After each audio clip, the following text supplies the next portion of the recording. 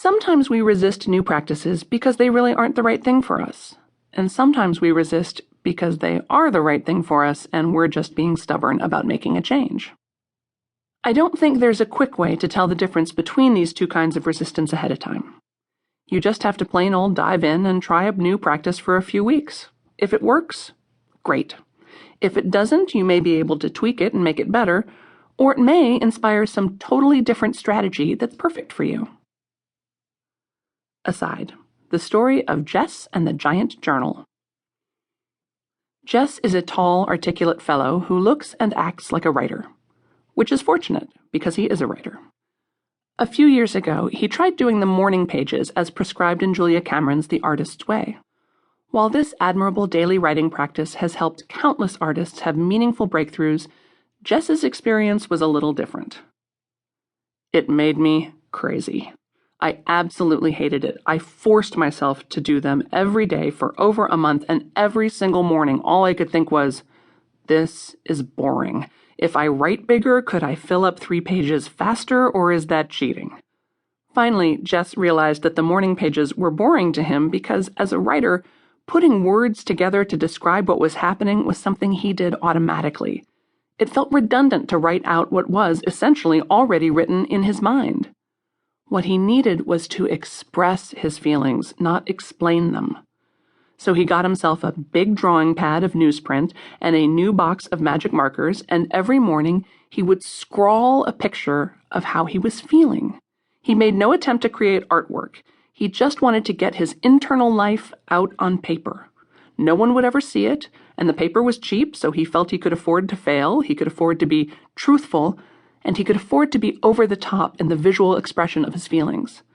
Sometimes he drew his dreams. Sometimes he made signs. Sometimes he drew cartoons. Sometimes he drew himself. Sometimes he drew others. He drew his goals. He drew his fears.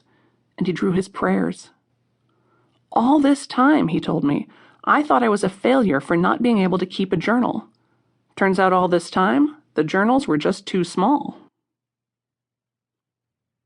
So here are some of the daily practices that have worked for me and for countless clients, and while I urge you to try them as written just to see what happens, please feel free to amend them in whatever way works best for you.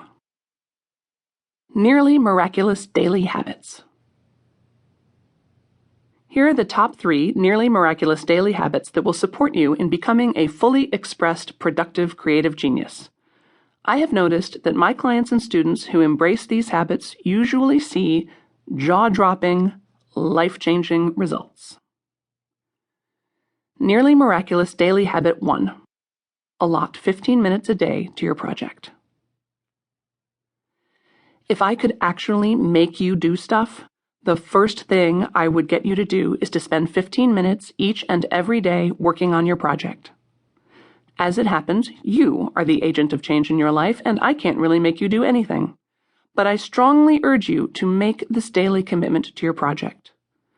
Plunging into your day knowing that you've already made even a little bit of progress on the work that is dearest to your heart will improve your whole world. Try 15 minutes every morning. Before you check your email, before you check your email, working on your project. You will need an iron will to resist the siren call of the internet, but it's worth it. Whatever's out there can wait while you put yourself first for just a few minutes. One client found that if she turned off her browser when closing her computer at night, it was easier for her to avoid distraction when she came back to write in the morning. So, get out your kitchen timer, or use the timer on your cell phone, in which case you can select an alert sound that you particularly enjoy, and even if you just sit still for 15 minutes, you will profit. I've heard from my students with attention deficit disorders that using a timer is an especially useful focusing ritual. You will be amazed by how much work you can get done in 15 minutes. You will be flat out astonished by how much progress you make putting in 15 minutes a day, 7 days a week, for a month, for 3